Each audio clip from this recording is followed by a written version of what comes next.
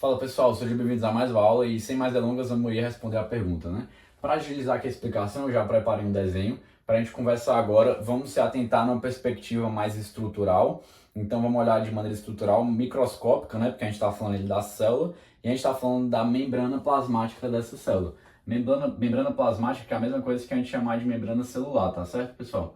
Então vocês podem encontrar os dois nomes na literatura e eles estão tratando da mesma coisa, da mesma estrutura, tá bom? Então, sem mais delongas, vamos aqui conversar sobre o que compõe essa membrana plasmática, tá bom? Resumidamente, a membrana plasmática vai ser composta de uma bicamada lipídica, tá certo? E também de proteínas. De maneira bem geral seria isso, tá certo? A gente poderia imaginar as proteínas como estruturas, pensar às vezes num panetone, né? Que tem ali as uvas passas incrustadas nele. É uma maneira, o panetone ali como um todo, né? A membrana plasmática, a gente vai incrustando ali o que? As uvas passas nesse panetone, que seriam as nossas proteínas. Então, vamos olhar depois dessa analogia, vamos acrescentar mais um componente aqui na nossa membrana plasmática. Além da bicamada lipídica e das proteínas, a gente também tem, numa quantidade bem inferior, uma porção bem menor, os próprios carboidratos. Tá certo? E agora vamos analisar estrutura por estrutura, tá bom? Vamos olhar primeiro um pouquinho para essa bicamada lipídica. Os lipídios que compõem a membrana plasmática, pessoal, são especialmente três. Especialmente os fosfolipídios, o colesterol e o próprio os esfingolipídios. Esfingolipídios, isso. Certo? E as proteínas são a principal parte da membrana plasmática. Então, se a gente fosse fazer um ranking, né, de quem mais compõe a membrana plasmática, as proteínas ganham, né? Não precisam decorar esse número, é um dado assim, um número que não precisa ser decorado, 55%, mas só para guardar a ideia, quem é que compõe grande parte da membrana plasmática? As próprias proteínas, seguidas pelos lipídios, né? Então, os fosfolipídios, colesterol, esfingolipídios, tá certo? E por último, os carboidratos, que é uma minoriazinha, 3%. Também não precisa decorar o número, mas só para ter uma noção, tá bom? Então aqui, eu diria que esses três, na verdade, para a gente deixar o mais claro, né? São os lipídios de maneira geral, né? Só para não gerar confusão. E os lipídios entre eles, esses três. E quem compõe a bicamada lipídica, por sua vez, é especialmente os fosfolipídios, tá bom? Acredito que deixando aqui, assim, fica mais claro. Então agora vamos avaliar essa bicamada lipídica, para a gente conseguir entender melhor. Então eu vou pegar aqui um pedacinho dessa bicamada lipídica, tá certo? Essa bicamada lipídica é uma estrutura que é como se fosse uma muralha mesmo, tá bom? Uma muralha, uma parede. E essa bicamada lipídica é fina, né? Ela é bem fina, ela é elástica, tá bom? E vamos olhar aqui agora para o que compõe ela. Aqui a gente tem os fosfolipídios, né? No caso aqui, duas camadas desses fosfolipídios. Aqui uma camada e aqui outra camada, tá certo? Vamos avaliar a estrutura do fosfolipídio, que pode ser bem útil aqui para a gente compreender mais na frente, para auxiliar na compreensão da função que envolve a membrana plasmática. Então, fosfolipídio, a gente quebra o nome no meio, a gente tem o quê? Essa cabeça aqui é o fosfato, esse círculo, tá certo? E o lipídio corresponde a essas caudazinhas, que são ácidos graxos. Essa cabeça, que é o fosfato, pessoal, é o quê? É uma estrutura que ela é hidrofílica.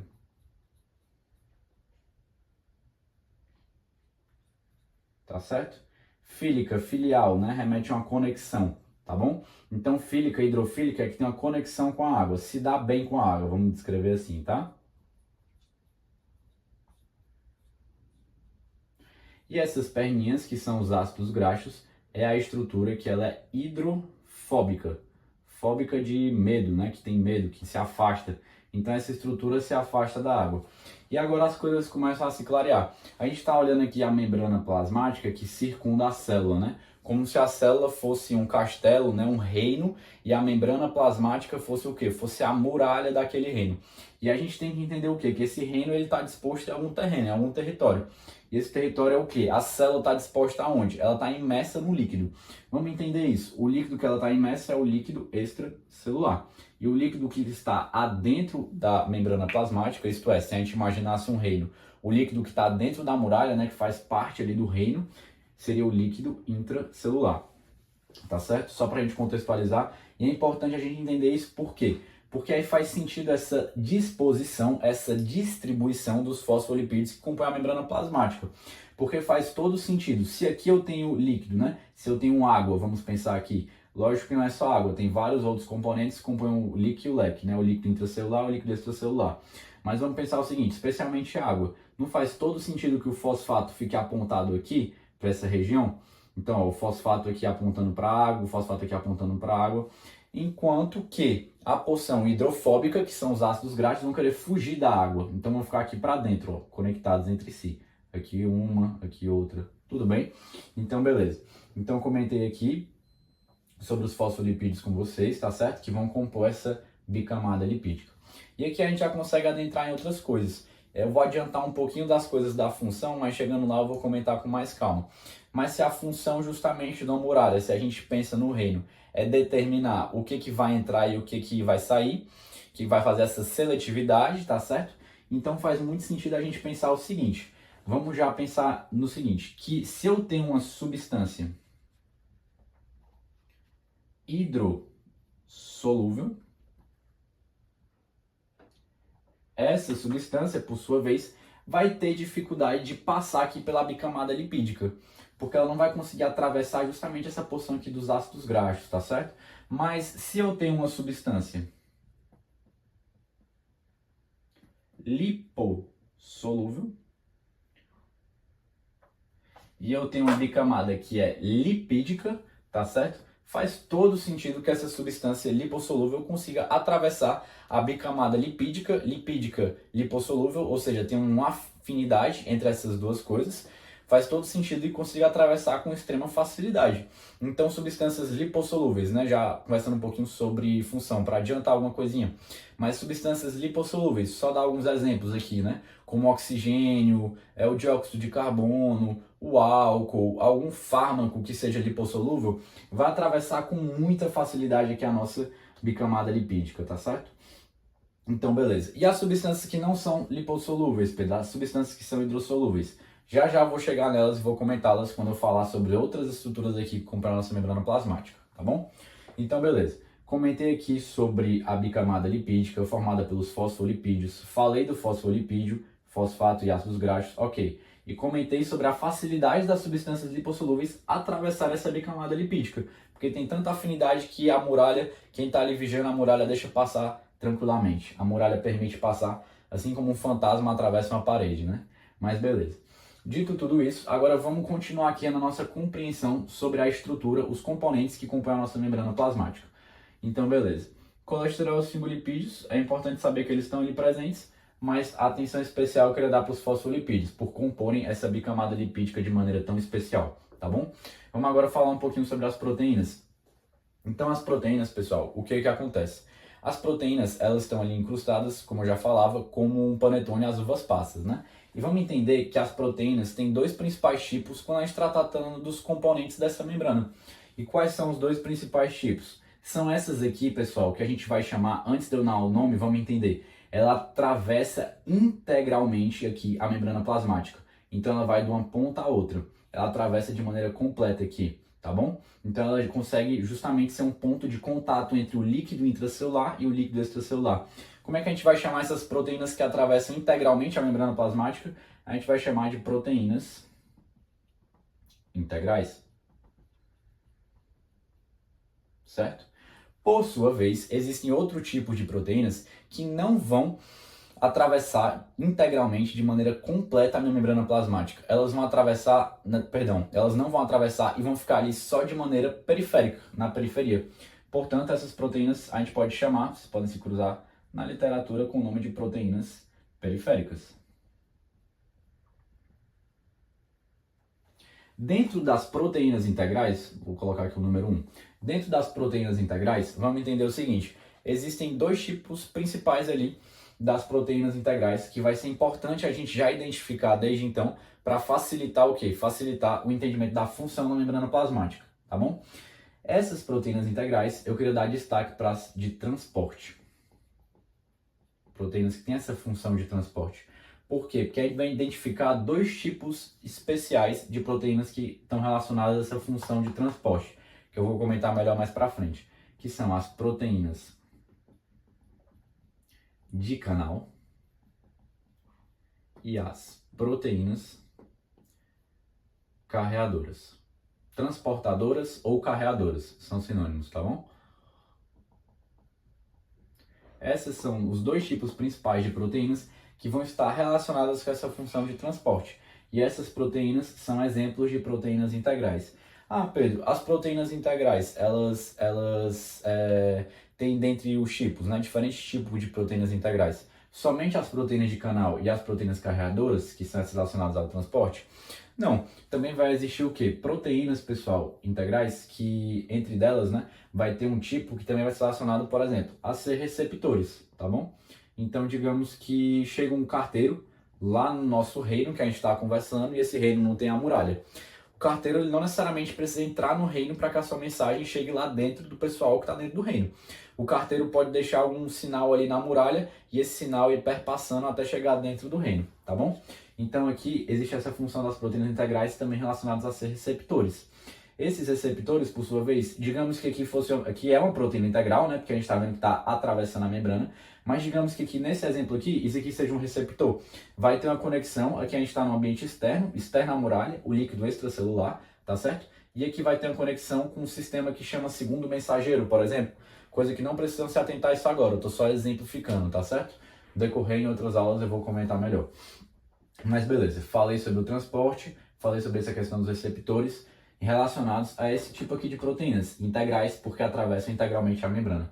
E agora, se a gente fosse conversar das proteínas periféricas, por exemplo, elas podem ter uma função como de enzimas. Então, digamos que tem reações enzimáticas aqui no líquido extracelular ou no intracelular. O que pode acontecer? Essas periféricas, que estão em contato somente com um dos lados da membrana plasmática, podem exercer a função de catalisar uma reação química, né? Uma função enzimática. Então, só para dar um exemplo aqui também das proteínas periféricas. Então, comentei sobre os lipídios, comentei sobre as proteínas. Vale comentar que as proteínas, geralmente, elas não são puramente proteínas. Elas fazem uma substância não simples, mas uma substância composta. Então, não são proteínas puramente, mas geralmente andam de mão dadas com carboidrato. Então, para fazer uma analogia, o pincel aqui seria uma proteína e o carboidrato aqui está conectado a essa proteína, forma uma substância composta. Eu vou chamar isso de glicoproteína, tá certo? Então essas proteínas, geralmente elas também estão de mão dadas aqui com os carboidratos.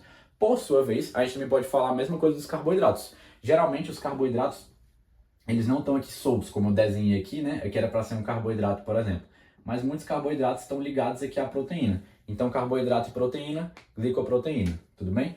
Então aqui os carboidratos que estão conectados, tá certo? Para dar um exemplo aqui.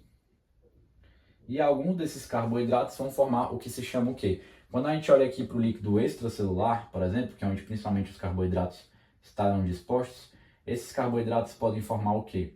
Esses carboidratos podem formar em conjunto uma estrutura chamada de glicocálix, tá certo? Que tem algumas funções, certo? Especialmente função de, por exemplo, tem uma membrana plasmática de uma célula e a membrana plasmática de outra. Os glicocálixes se conectam para juntar as duas células, para juntar essas duas membranas plasmáticas. Também o glicocálix pode ter uma função relacionada com o sistema imunológico. A ideia não é aprofundar aqui, mas do reconhecimento imune em relação às células, só para comentar algumas coisas sobre o glicocálix também, tá certo? E repito, os carboidratos muitas vezes de mão dadas com as proteínas, formando a glicoproteína, mas também pegar aqui um outro pincel de outra cor, por exemplo, eu posso ter aqui o meu carboidrato e ele se ligar a um lipídio, por exemplo, glicolipídio, tudo bem? Então, só para comentar isso também, que os carboidratos estão de mão dadas geralmente ou com a proteína ou com lipídio. Então, agora a gente já perpassou aqui os principais componentes da membrana plasmática.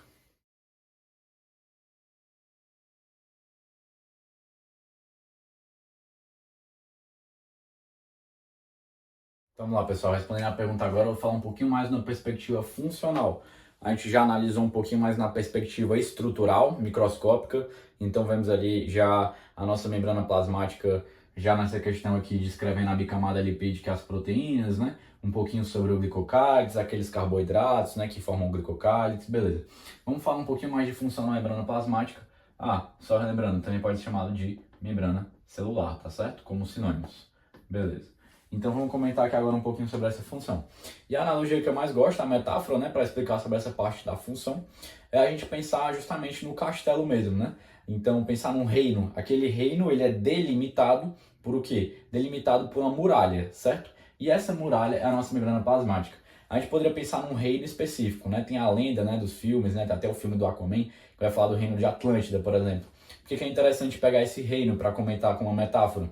Porque esse reino justamente está ali mergulhado na água, né? E tem uma muralha que separa o quê? Separa uma água ali interna e uma água externa. Do que é a nossa célula, senão uma estrutura que está mergulhada e imersa ali também no líquido, né? E a gente vai estar imerso nesse líquido que é o líquido extracelular, né? Esse líquido está externo à célula. E o líquido que está interno à célula é o líquido intracelular, dentro da célula, né? Por isso que eu gosto dessa metáfora com o reino de Atlântida. Mas tudo bem. Vamos pensar num reino geral aqui. Então tem um reino e esse reino tem coisas ali que ocorrem dentro do reino. Então tem as escolas, tem um moinho para moer o trigo, né? Tem, enfim, para preparar ali a plantação, para sair ali uma forma de energia para quem vive dentro da célula, que a gente poderia chamar de ATP, que é a da moeda energética, né, do nosso organismo, para funcionar ali dentro da célula. Então existem as escolas, existem também as fábricas, né, que seriam justamente o que representam as organelas. Enfim, então é só essa metáfora para a gente entender que existem coisas que ocorrem ali dentro desse ambiente do reino, dentro da célula, dentro ali da estrutura da muralha que é a membrana plasmática.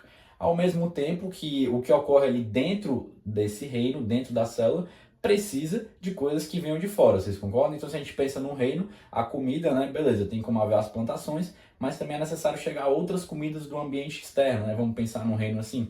Então tem que chegar ali o que a gente chama aqui, né, vamos pensar do líquido extracelular, tem que chegar os nutrientes, né, então nutrientes entre eles os carboidratos, as proteínas, os lipídios, até as próprias vitaminas, precisa chegar os próprios íons, né, que também tem sua importância. Então, várias coisas têm que chegar o quê? Dentro da célula. Porém, como eu já comentava e pedi até para vocês deixarem guardadinho na minha explicação agora há pouco da estrutura, que existem substâncias que são hidrossolúveis, certo? E eu pedi para vocês guardarem, porque agora eu vou conversar com um pouquinho mais de calma sobre as substâncias hidrossolúveis de maneira ampla, né? Depois eu vou detalhar um pouquinho mais na frente numa porção específica do vídeo. Mas só para a gente entender a função, por isso que eu estou comentando sobre elas aqui. Então tem as substâncias hidrossolúveis, que a gente tem que avaliar de uma maneira um pouquinho diferente do que a gente comentava com as substâncias lipossolúveis. Porque as substâncias lipossolúveis é fácil demais, é tranquilo. Chegam ali na muralha, conseguem passar pela muralha como um fantasma atravessa uma parede. Então chega aqui substâncias lipossolúveis, oxigênio, gás carbônico, digamos, tem algumas vitaminas que são lipossolúveis, a gente pode citar o álcool, cita alguns fármacos, alguns remédios que têm uma composição lipossolúvel.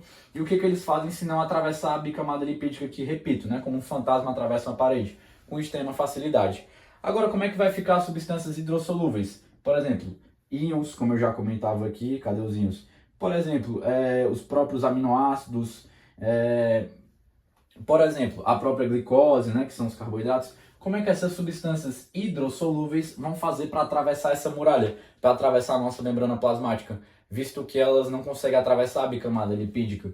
E aqui que vai entrar a importância funcional tão grande das proteínas, né? Então aqui só recapitulando, proteínas integrais, por exemplo, essas proteínas integrais, por sua vez, vão exercer o quê? Algumas delas, né, não todas as proteínas integrais, existem diferentes tipos, mas grande parte vão exercer a função de transporte. As proteínas carreadoras ou transportadoras, que a gente chama, e as proteínas de canal, né? Então são canais que facilitam.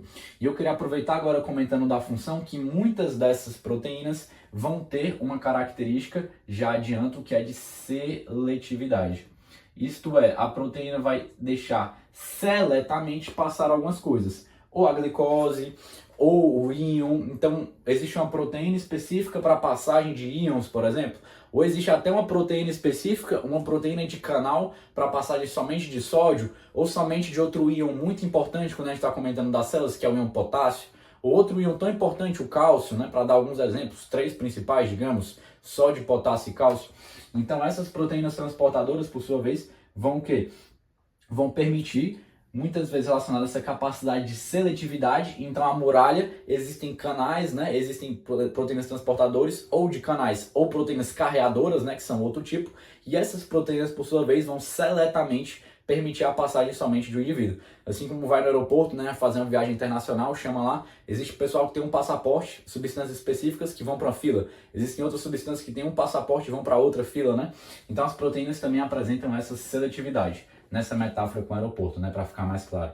Então, beleza, a gente já conversou a questão da função de transporte, né? Quem é que vai passar? Quem é que vai entrar no reino? Quem é que vai entrar no líquido intracelular dessa célula? A gente pode citar outras funções, né? Já que a gente está conversando nessa perspectiva funcional. Então, a membrana plasmática também tem essa função de defesa. Então, não é qualquer coisa que entra também. Calma aí. Vamos ver aqui, vamos selecionar. Será que não tem nenhum agressor, algum invasor, né? Cruzando um pouquinho com o tema da imunologia, que é tema de outro semestre. Mas será que tem algum invasor querendo invadir essa célula para tomar conta das escolas, das fábricas, para produzir o que ele quer produzir? Então também tem essa função de defesa. A gente poderia comentar, além do transporte e defesa, como eu já comentava, a questão também de haver a presença de receptores, né? Então também tem a função, não chamar receptores não é uma função, né, Pedro? Mas chamar de comunicação, essa comunicação que é mediada por sua vez por receptores. Então as proteínas integrais, já dei o exemplo ali, mas só recapitulando, já que a gente está falando de função, as proteínas integrais podem ser receptores, que vão se conectar aqui. Se a gente está falando aqui do líquido extracelular, tem um determinado receptor e aqui vai se ligar uma determinada mensagem, né, trazido por um carteiro, digamos, estamos conversando aqui do reino.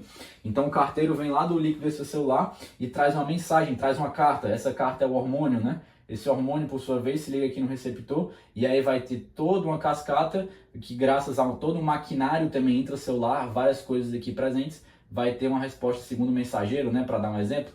E, consequentemente, essa mensagem que o carteiro só deixou aqui do lado de fora da muralha, no receptor, essa carta, que é o hormônio, vai gerar toda uma resposta intracelular, tá certo? Então, também tem a função de comunicação. Então, conversamos um pouquinho sobre as funções da membrana plasmática. Então, principalmente, o que a gente vai se deter com mais calma no decorrer da aula, uma função transportadora de seletividade, o que entra na minha célula.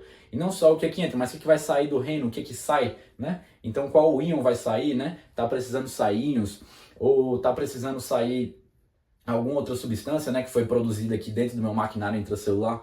E é isso, pessoal. É um mundo muito complexo, assim, muito bonito da fisiologia, para a gente entender isso. As células aqui eu estou dando todo um apanhadão geral, né? Estou dando a perspectiva mais generalizada, questão de transporte, comunicação e defesa. Mas a gente tem diferentes células no nosso corpo, porque os nossos órgãos, né, melhor dizendo, os nossos tecidos e até depois os nossos órgãos, são formados por sua vez de diferentes células. Então a minha tireoide tem células específicas, ou meus rins têm células específicas, meu intestino tem células específicas, e aí que a magia acontece. Mas de maneira geral, esses aqui são os princípios gerais quando a gente está falando de função da membrana plasmática. É esse aqui que é o principal, beleza? Só dando um resumão aí, um apanhado geral com vocês.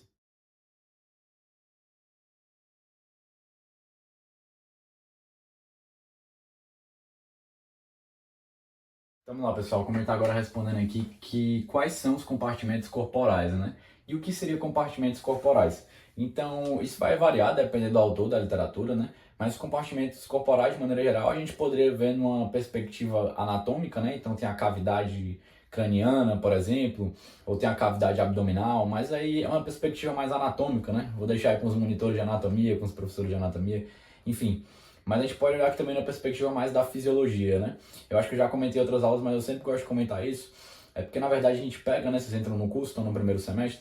Então, a gente pega o que? A gente pega o ser humano, né? Que é muito complexo e a gente vai avaliar, por exemplo, a parte somente corporal do ser humano, material, né? Quando a gente pega somente a parte corporal, a gente quebra em disciplinas para ficar mais didático e mais fácil, né? Então, quebra ali em anatomia, fisiologia, histologia, né? Vou quebrando em várias disciplinas. Mas é claro que depois que a pessoa vai absorvendo esses conhecimentos, ela junta tudo na cabeça para entender o corpo humano materialmente falando de uma maneira só, né? Então o ser humano é único, a gente que quebra para dividir com mais facilidade.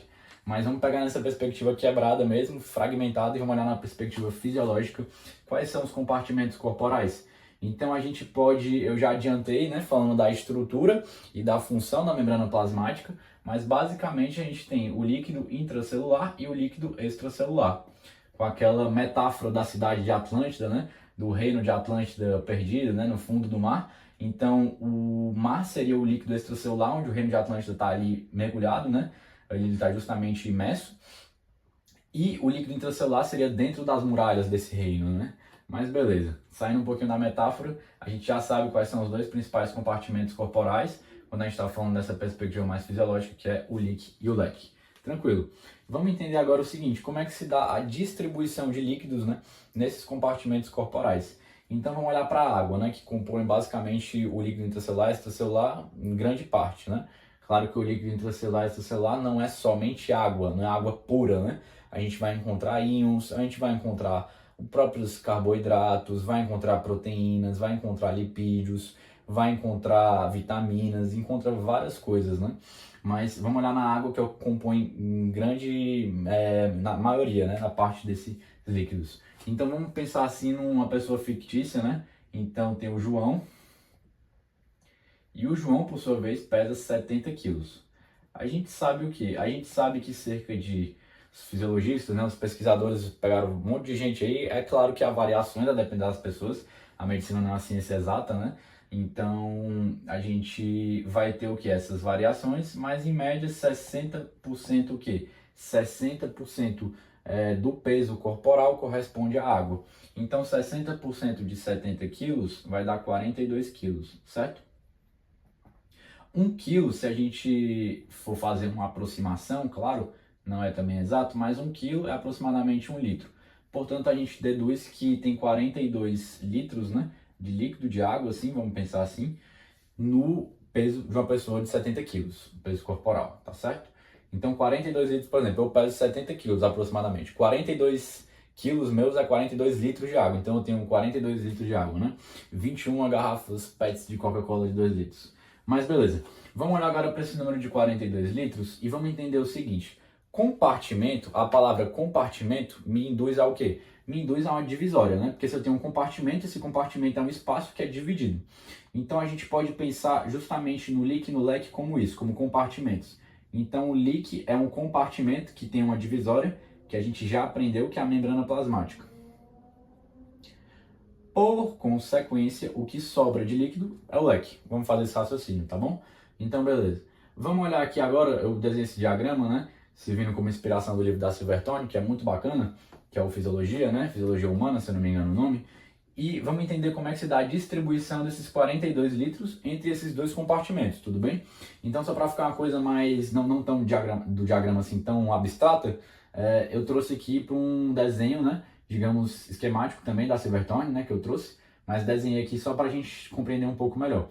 Que a gente vai ter o quê? A gente vai ter os capilares sanguíneos, esse líquido aqui que se encontra dentro dos capilares sanguíneos, aqui os círculos vermelhos são células que são as hemácias, tá bom, pessoal? Mas esse líquido que a gente encontra dentro dos capilares sanguíneos é o que a gente vai chamar de plasma. O plasma, por sua vez, ele está dentro ou está fora da célula? Está fora da célula. Então a gente já deduz que o plasma ele compõe uma parte do líquido extracelular. Tudo bem? Mas não há líquido somente dentro dos vasos sanguíneos. Não há somente o plasma quando a gente está falando de líquido extracelular.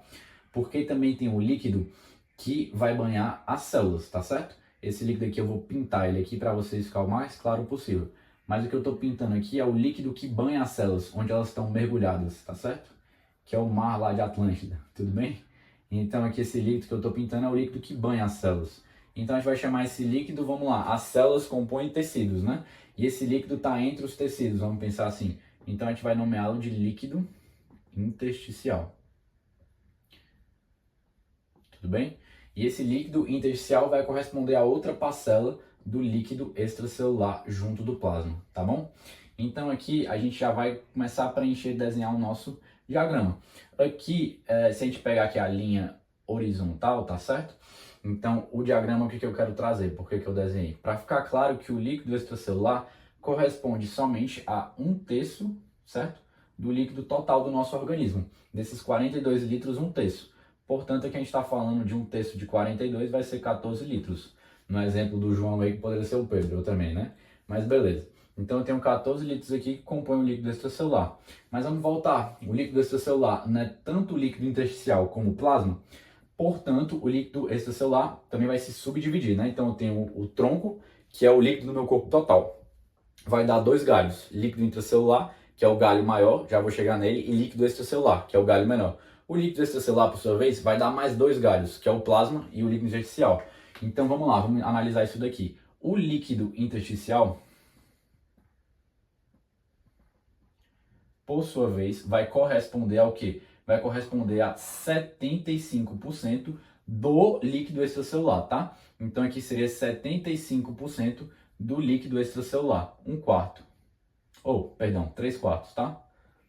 Porque 1/4, agora sim, 1/4 vai corresponder ao plasma. Então 25% do líquido extracelular é plasma, que agora eu estou pintando aqui, tá bom? Então beleza. Então tenho 14 litros, esses 14 litros por sua vez ainda vão se dividir 3/4 dele, 1/4 entre 3/4 líquido inicial e 1/4 plasma. Beleza.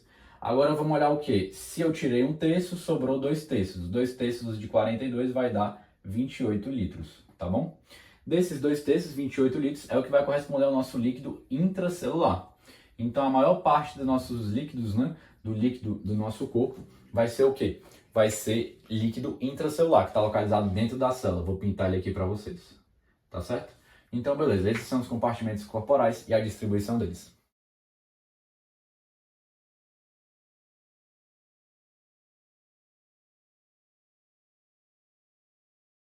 Então, vamos lá, pessoal. Agora eu vou comentar um pouquinho sobre a composição do líquido extracelular e do líquido intracelular. E vou querer destacar com vocês um pouquinho sobre os principais íons aqui que fazem parte, melhor dizendo, que compõem esses líquidos, tá certo? Então a gente já tá careca de saber, né? Foi a explicação anterior, já repeti várias vezes. Mas aqui está a nossa divisória entre o líquido extracelular e o líquido intracelular, que não é nada mais, nada menos do que a nossa membrana plasmática, a membrana celular. Beleza. O líquido intracelular a gente acabou de ver que ele é mais rico em água. Foi uma coisa que a gente já começou a diferenciar na composição aqui dele, né? Se a gente pega o líquido intracelular como um todo, né? A gente não está pegando uma célula isolada, mas se a gente pega todas as células, a gente está falando o quê? A gente está falando de 2/3 da composição de água de líquido no nosso corpo. E o líquido extracelular, por sua vez, a gente está falando o quê? A gente está falando do terço que sobrou, 1/3 desse líquido. Esse terço que sobrou, por sua vez, se a gente olha para esse terço somente, a gente vai falar o quê? A gente vai falar de 3/4 ali, compondo o próprio líquido intersticial, e o quarto que sobrou, né, 1/4 vai ser de plasma. Tá certo? Só recapitulando. Mas agora vamos lá. Sem mais delongas, vamos comentar aqui um pouquinho mais sobre os principais íons, indo agora um pouquinho além do líquido, né? Além da água, vamos comentar agora dos íons especiais e também de outras coisas como as proteínas, por exemplo. E aqui eu já vou começar logo de cara. Deixa eu só apagar isso aqui para não ficar muita informação, né? Muita coisa aqui no quadro. Muita informação que eu digo muitas... Deixar um pouquinho de espaço em branco, né? Senão fica muita coisa. E vamos conversar agora um pouquinho sobre os íons aqui. Então, sem mais delongas, vamos começar pelo sódio, tá bom? Então, eu vou destacar o sódio e o potássio. São dois aqui que tem que saber saindo, tem que sair sabendo. Tem que saber saindo, é ótimo. Tem que sair sabendo esses dois, potássio e sódio pelo menos. Vou comentar os outros também, são importantes, mas essa dupla aqui é muito importante, especialmente quando a gente chegar no território daqui, ó, para conversar sobre outra célula que é o neurônio, que é tema de próximas aulas, né? Mas vamos lá, sódio e potássio. Quando a gente está falando do sódio, eu até desenhei aqui, ó. O sódio, ele vai estar, o território onde ele está em maior predominância, onde ele abunda, é o líquido extracelular, tá certo? Coloquei até com a letra grande. E ele também vai estar presente no líquido intracelular? Também vai estar, mas em menor quantidade. Então a gente tem muito mais sódio no líquido extracelular do que no líquido intracelular, certo? E vamos agora olhar para o potássio. Qual é o território onde o potássio predomina? O potássio vai predominar onde ele mais gosta de estar, onde ele está em maior abundância é no líquido intracelular. É ali que é a casa dele. Então, potássio, líquido intracelular, tá certo? Então, a gente vai ter o potássio muito mais abundância no líquido intracelular do que no líquido extracelular. Então, guardar esses dois são de extrema importância, tá certo? Que vocês saibam. Beleza. Então vamos agora conversar um pouquinho sobre o cálcio. O cálcio é um terceiro íon que é importante também saber que vai estar envolvido em muitos processos eletroquímicos, que a gente chama, que não é o foco a aprofundar agora. Só entender isso, especialmente no território aqui do coração. Então a gente está em outra topografia, eu estava falando um pouquinho do cérebro ao falar do sódio e do potássio, falando um pouquinho de coração, sódio e potássio também tem muita importância. Mas quem ganha um papel essencial no coração é no cálcio. E não só no coração, mas quando a gente está falando de contração muscular. Nos músculos como um todo, sejam os músculos que compõem o coração, que o coração é um músculo, além de outras estruturas, como o sistema elétrico, né? Não precisa guardar isso agora, eu estou só falando para dar uma contextualizada para vocês, para não ficar uma coisa muito abstrata também. Mas também outros músculos, né? Então, o músculo estriado esquelético, né? Compõe o bíceps, o tríceps, outros músculos, como também o músculo que compõe ali a parede do nosso intestino, que é um músculo liso. Para dar alguns exemplos, o cálcio é essencial. Mas vamos destacar aqui mais uma vez, o cálcio, voltando aqui para a diferença entre o leque e o líquido, o cálcio vai estar presente em ambos, mas vai estar em muito mais, vai estar bem mais quantidade, né? Bem mais abundante no líquido extracelular. Então até agora a gente viu que quem gosta de estar aqui no líquido extracelular em maior abundância é o sódio e o cálcio, tá bom? Comentar do cloreto, que também é importante, o cloreto vai estar em maior abundância no líquido extracelular. Também se encontra presente no líquido intracelular, mas em menor quantidade. Como é que eu gosto de relacionar para conseguir guardar melhor na memória, né? Para guardar de cor, de coração. Vamos lá. A gente sabe que o cloreto é bem parceiro do sódio. Inclusive o NaCl, né, o sal, por exemplo, ele expressa isso, que eu tenho o sódio ali com o cloreto. Então são uma parceria forte. Se o sódio ali está mais presente no líquido extracelular, então eu já consigo guardar na minha cabeça, só que o cloreto, que é o parceiro do sódio, está mais presente também no líquido extracelular, beleza? Para destacar mais dois aqui para finalizar, a explicação é mais rápida dessa pergunta, mas vamos dar destaque também ao fosfato e às proteínas. Fosfato e proteínas, por sua vez, que vão estar em maior abundância no líquido intracelular. Então, no líquido intracelular, onde eu tenho a maior quantidade de fosfato e proteínas. E uma diferença existe. Há também no líquido extracelular, mas em menor quantidade, tá certo? A maior abundância do fosfato das proteínas no líquido intracelular. Beleza, Pedro. Existe só esses que compõem o líquido extracelular ou intracelular? Não, pessoal. Esse aqui foi só o que eu selecionei para dar uma resumida geral, um panorama geral e agilizar a explicação. Mas entender que também existem outros íons e outras substâncias que compõem o líquido extracelular e intracelular, com as suas diferenças, né? Então também tem o magnésio, a gente poderia citar a glicose, os aminoácidos, por exemplo. Enfim, existem diversas substâncias que compõem esses dois líquidos. Mas as principais diferenças que eu quis elencar tá aqui para vocês, tá certo? Então é isso.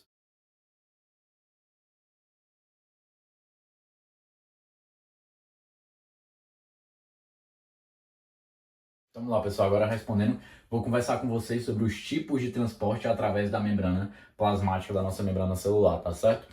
Para conversar sobre esses tipos de transporte, que a gente já falou algumas coisas, já conversou um pouquinho, mas agora vamos aproveitar e aprofundar um pouquinho mais, tá bom? Conversar com um pouquinho mais de calma sobre esses tipos.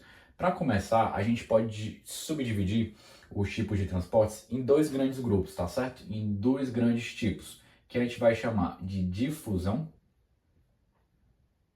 tá certo? E a gente vai chamar, além dessa parte aqui da difusão, a gente também vai chamar do transporte ativo. Então, beleza. A gente tem um grande tronco de uma árvore e a gente tem dois grandes galhos se formando agora. O grande tronco é os tipos de transporte e os dois grandes galhos, difusão, transporte ativo. Vamos olhar só para um dos grandes galhos, vamos olhar para a difusão primeiro, tá certo? E é o que eu vou querer comentar com vocês. A difusão, pessoal, vamos lá. Eu já comentava com vocês que na parte estrutural, que a gente pode pensar nessas proteínas aqui que estão dispostas na nossa membrana plasmática. Na perspectiva estrutural, a gente pensa nas integrais que atravessam integralmente a membrana e as periféricas. E dentro das integrais, eu já comentava com vocês, quando a gente olha somente na perspectiva estrutural, que a gente vai ter aquelas proteínas que são as proteínas de canal, tá certo? Então agora a gente já vai avançar aqui no tópico da difusão e conversar um pouquinho sobre essas proteínas canal, vou chamar elas assim, tá certo? E além das proteínas canal, lembram que eu comentei com vocês que também havia as proteínas carreadoras, que também podem ser chamadas de transportadoras? Então na difusão eu também já vou relembrar, vou retomar aquela estrutura que a gente já comentou, que são as proteínas carreadoras. Beleza. Se eu tenho um transporte, esse transporte ele pode ser facilitado por alguma estrutura. Então, se eu vou daqui para Unifor, para a faculdade, eu posso pegar um Uber. Meu transporte é facilitado por aquele Uber, né? Por exemplo, eu pego um carro em vez de ir a pé. Então, vamos olhar agora para a membrana plasmática e entender essa perspectiva. Que quando a gente está falando da difusão facilitada, A gente está falando da difusão que vai envolver essas estruturas, porque é uma difusão que está sendo facilitada por algo. Portanto, as proteínas canal e as proteínas carreadoras facilitam o processo de difusão. Então, do grande galho que é a difusão, a gente já vai emergir mais dois galhos, que é o galho da difusão facilitada, que eu já expliquei, que se conecta com aquelas estruturas das proteínas que a gente comentou, que eu comentei, melhor dizendo, né, com vocês. E além da difusão facilitada, também vai ter a difusão simples. Antes de comentar com mais calma a difusão facilitada, vamos falar da simples. A simples é nada mais, nada menos do que aquela difusão que acontece quando a gente está falando do corpo humano, se restringe ao quê? Aquela difusão que se restringe às substâncias lipossolúveis. Lembra que eu já comentava com vocês? Então, se a gente pega aqui o oxigênio, a gente pega o gás carbônico, pega o nitrogênio, pega o álcool, pega algum fármaco lipossolúvel, não precisa guardar essas substâncias, eu estou só exemplificando, tá certo? O que vai acontecer? Essas substâncias, elas vão fazer o quê? Podem, né, se for necessário, atravessar o quê? Atravessar a bicamada lipídica, visto que são lipossolúveis, assim como um fantasma atravessa uma parede, né? Numa brincadeira aqui. Então, beleza. Então, sobre essas substâncias, né, para exemplificar, é o exemplo que eu uso para conversar com vocês sobre difusão simples, tá bom? Antes de avançar agora para a difusão facilitada, deixa eu aproveitar e já comentar uma coisa sobre a difusão simples e facilitada, né? Portanto, se eu estou falando das duas, falo uma coisa, um princípio geral sobre a difusão. Então, vamos dar um passo para trás, antes de avançar para a facilitada, e vamos voltar para o tópico geral de difusão.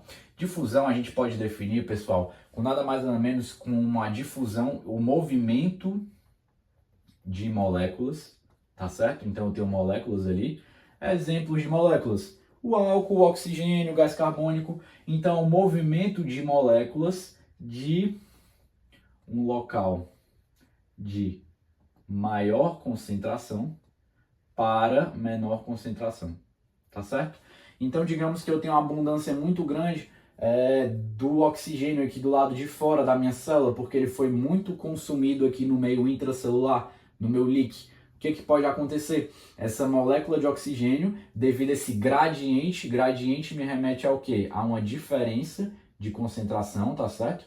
Devido a esse gradiente, essa diferença de concentração do oxigênio, que está mais abundante aqui no líquido extracelular do que no líquido intracelular, vai haver um movimento. Isto é, vai haver uma difusão desse oxigênio, desse meio aqui de maior concentração para um meio de menor concentração, tá certo? Então, dado desse passo para trás e comentado sobre essa parte que é a difusão, tá certo? Vamos seguir avançando aqui no conteúdo.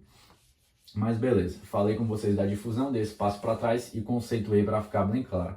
Então a gente ainda está nesse grande galho que é a difusão, já comentei da difusão desse outro galho que emerge dela, que é a difusão simples, e agora vamos aprofundar um pouquinho mais na difusão facilitada, que eu já expliquei, facilitada porque envolve estruturas que facilitam o processo de difusão. Vamos comentar um pouquinho primeiro aqui das proteínas canal, tá certo? Então as proteínas canal, agora a gente está em um novo galho, proteínas canal, né? Proteína canal. Esse galho, por sua vez, pode dar mais dois galhozinhos pequenos. Quais são esses outros galhozinhos pequenos que a proteína canal pode dar? Então isso vai depender, vai variar dependendo do autor, da literatura, mas eu vou adotar essa abordagem que é dividir as proteínas canal em dois tipos principais. Poros, tá certo? E canais. Deixa eu só botar aqui para esse lado para ganhar espaço, né? Proteínas canal. Então, poros e canais com comporta. Já vou explicar com mais calma. Vamos olhar primeiro aqui para dos poros. Então tem um exemplo bem clássico que os autores trazem, que é a aquaporina, por exemplo. A aquaporina é nada mais nada menos, a gente vai pegar uma proteína integral aqui e ela vai se transformar de fato aqui num canal, que é nada mais nada menos o quê? Do que essa estrutura na qual vai passar, né, livremente, portanto aqui sempre está aberto, por isso que a gente chama de poro. Então poro é um buraco, né, que atravessa ali uma barreira. Então os poros seriam, vamos pensar na nossa muralha, são aquelas brechas na nossa muralha, que nunca estão fechadas, né, estão sempre abertas. Então isso são os poros. Então um exemplo aqui são as aquaporinas, né, que são proteínas que se localizam aqui na nossa membrana plasmática e permitem esse movimento livre, né, das moléculas de água, por exemplo. Só água, não necessariamente, também a ureia pode passar, mas especialmente água, é o que está mais relacionado à aquaporina. Então, repetindo, né, poros são essas brechas na muralha que estão sempre abertas, sempre permitindo a passagem. Agora, vamos olhar agora para esse outro galhozinho aqui das proteínas canal. Então, vamos olhar um pouquinho para os canais com comporta. O que é a comporta? Comporta é um portão, né? Então, deixa eu apagar aqui, já ficou claro, dei a exemplificação com as aquaporinas. Deixa eu fechar aqui. Opa, apaguei demais. Deixa eu apagar aqui. Proteína canal. Deixa eu agora colocar aqui para cima. A gente vai conversar sobre os canais comportando. Deixar aqui os poros que já foram comentados. Vamos fazer um link com o que a gente acabou de conversar sobre o líquido intracelular e o líquido extracelular. Sobre os íons que estão em maior parte um ou outro, né? Então, olhar aqui para o líquido extracelular e vamos lembrar aqui do sódio, que está muito abundante no líquido extracelular e está em menor concentração aqui no líquido intracelular. Então, vamos lá, se a gente está falando de difusão, a gente está falando do movimento de onde há uma maior concentração para um ambiente de menor concentração. Então, o sódio faz esse movimento daqui. Tá, vamos entender isso daqui e como é que isso vai se relacionar, já falei dos poros, como é que isso vai relacionar com os canais com portão. Então, o que seriam esses canais com portão? Vamos entender da seguinte maneira.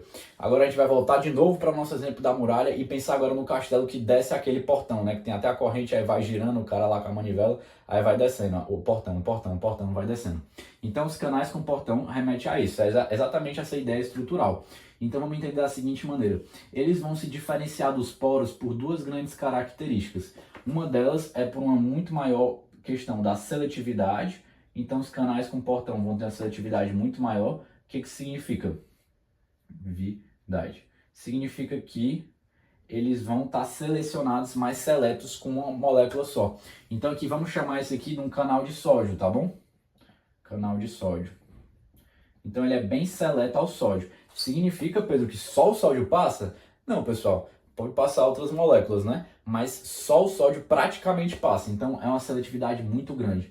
E os canais com portão também vão se diferenciar dos poros justamente pelo portão, que é justamente essa estrutura que vai estar aberta ou fechada, tá bom? Então, vamos falar aqui que esse nosso canal de sódio, peguei o sódio para exemplificar, né? Exemplificar a ideia da seletividade e vamos falar do portão. O portão está aqui fechado, tá certo? Então, o líquido extracelular é muito mais abundante que o líquido intracelular. Então, eu já tenho uma tendência dessas moléculas entrarem aqui. Por quê? Aí tem todo um processo que não cabe aprofundar aqui agora, né? Falando da maneira mais geral, que é o movimento das moléculas. Então, pela energia cinética desse movimento aqui, então onde eu tenho uma abundância de moléculas, tem uma energia maior cinética e a tendência é elas movimentarem para onde tem menos moléculas. Aqui no caso, exemplificando com sódio, né? Mas vamos lá. Digamos que alguma coisa fez esse portão abrir. Já vou chegar aí. Mas fez esse portão abrir. Consequentemente, quando esse portão abrir, o sódio vai conseguir fazer o seu movimento de entrada para a célula. De entrada, de passagem do líquido extracelular para o líquido intracelular. E vai entrar e vai começar a acumular sódio aqui. Então esse é um dos exemplos, né? Vamos exemplificar agora até para colocar em prática o que a gente comentou dos outros íons. Vamos pegar agora o potássio, né? Então onde é que o potássio está mais abundante? Vocês já estão espertos. O potássio está mais abundante no líquido intracelular. Então deixa eu pintar aqui vários potássios. E o potássio, por sua vez, ó aqui a comporta. Então agora a gente está falando de um canal de potássio. Lembra da ideia de seletividade? Então beleza. A gente está falando aqui no canal de potássio e digamos que está aqui fechado. Ok. Alguma coisa fez esse canal de potássio abrir. Repito, já vou chegar ao que seria essa alguma coisa, né? Vou falar de maneira geral aqui. Mas alguma coisa fez esse canal de potássio abrir. E vamos pensar aqui, olha o potássio aqui no líquido extracelular, só 2 potássiozinhos, a abundância é bem menor. Então quando essa comporta aqui abrir por algum motivo, olha o movimento do potássio, um movimento de difusão, onde tem mais concentração daquela molécula para onde tem menos concentração. Então vai ter uma difusão aqui do potássio, do líquido intracelular para o extracelular. Então beleza. Então comentei agora com vocês sobre os canais com portão, exemplificando sobre os 2 principais íons, tanto o íon sódio como o íon potássio. Ok, então falei sobre as proteínas canal, tanto os poros como os canais com portão. Vamos falar agora sobre esse algo que fez esses canais abrirem, que fizeram melhor dizendo. fez, melhor dizendo, a comporta abrir. Então, de maneira bem geral, pessoal, o que pode fazer a comporta abrir ou fechar é justamente o quê? Então, vai ser ou um estímulo de voltagem ou um estímulo químico. Uma determinada molécula que se conectou aqui à proteína e fez a comporta abrir.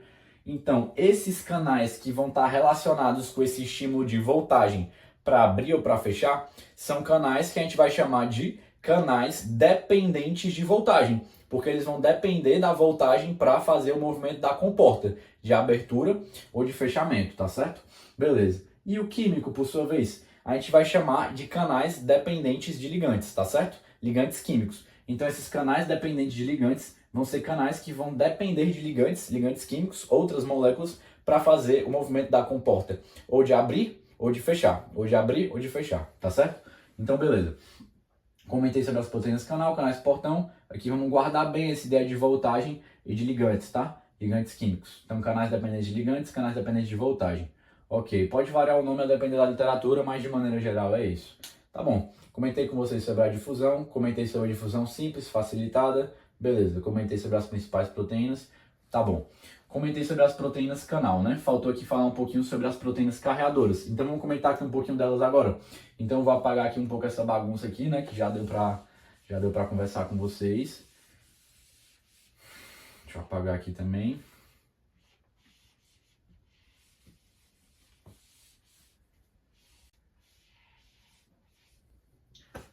Deixar aqui fechado, por exemplo. Beleza, aqui é o nosso canalzinho com comporta, já falamos dele. Agora vamos falar das proteínas carreadoras, o que elas vão diferir. Então vamos entender as proteínas carreadoras da seguinte maneira.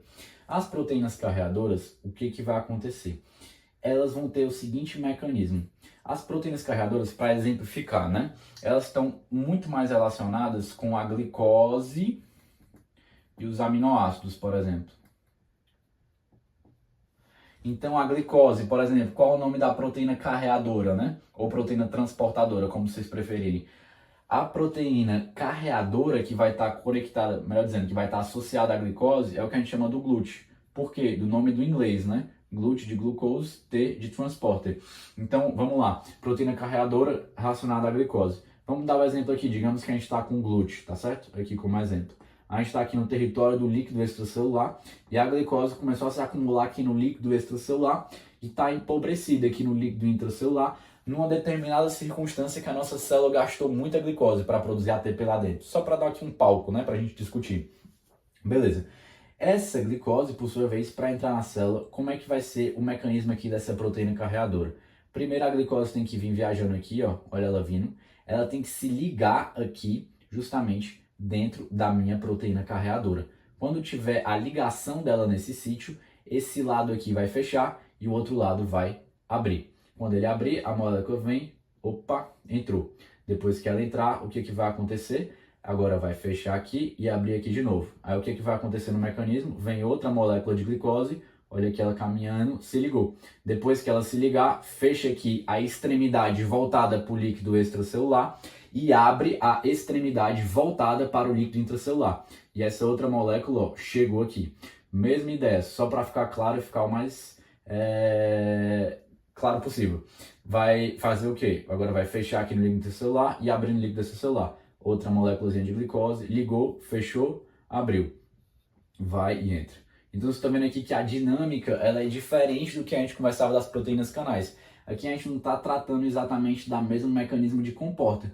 Por quê? Porque na proteína canal aqui a comporta abre e vai entrando, aqui no caso do sódio, né? Ou vai saindo da célula no caso do potássio. Então aqui a gente está falando de outro mecanismo. Quando a gente está falando da proteína carreadora, primeiro a molécula se liga aqui dentro para ver essa mudança conformacional. É assim que os autores chamam, tá certo? Mudança da conformação, da forma aqui, para justamente fechar um lado e abrir o outro. Ou abrir um lado e fechar o outro. Vai depender do momento, do estágio que a gente está falando, tá certo? Então, beleza. Comentei com vocês sobre as proteínas carreadoras, tá certo? E devido a esse mecanismo, as proteínas carreadoras chegam a um ponto que acontece o seguinte. Quando a gente está falando das proteínas carreadoras, no contexto, né, na circunstância, para ficar bem claro, numa diferença de concentração muito alta, o que, que vai acontecer? Vai ter, digamos que aqui está muita glicose, muita glicose, muita glicose, muita glicose, muita glicose. Coloquei aqui muita glicose e aqui empobrecido de glicose, tem pouca glicose. Aqui tem muito mais. Vai ter um momento que a velocidade de difusão vai ficar o quê? Vai ficar dificultada. Por quê? Porque vai ter que ter todo esse processo, e esse processo demanda tempo. Então, mesmo que eu tenha uma diferença de concentração muito grande, a minha velocidade de difusão vai ficar limitada, porque eu tenho que esperar que esse processo ocorra, tá? Só para explicar que existe até um gráfico, né, nos livros, geralmente os autores trazem por causa disso. Essa velocidade de difusão fica limitada porque mesmo que a diferença de concentração seja muito grande, poxa, pessoal, vocês vão ter que esperar aí a vez de vocês. Tem primeiro que transportar um, depois o outro, depois o outro. Só que em paralelo, se a gente pegar, por exemplo, as proteínas canais, se a comporta estiver aberta, o que, que vai acontecer? Se aqui a concentração for muito grande do sódio, por exemplo, que de fato é muito maior, né? E aqui pouco, a velocidade de difusão vai ser maior na proporção que aumentar aqui a diferença de concentração, o gradiente, entendeu? Só que quando a gente está falando de proteínas carreadoras, devido a esse mecanismo que uma tem que se ligar para entrar, né, para fechar um lado, abrir o outro, justamente a velocidade de difusão fica limitada a um certo ponto que o gradiente fica muito alto, né? Então, beleza. Que mesmo se crescer o gradiente, calma, que eu tenho que esperar um de cada vez. Guardar essa ideia das proteínas carreadoras é valioso também. Mas beleza. Comentei agora com vocês sobre o processo somente de difusão. Lembram que a nossa árvore deu 2 galhos grandes, difusão e transporte ativo. Vamos falar aqui brevemente do transporte ativo, tá bom? Então deixa eu apagar aqui que já foi comentado sobre difusão.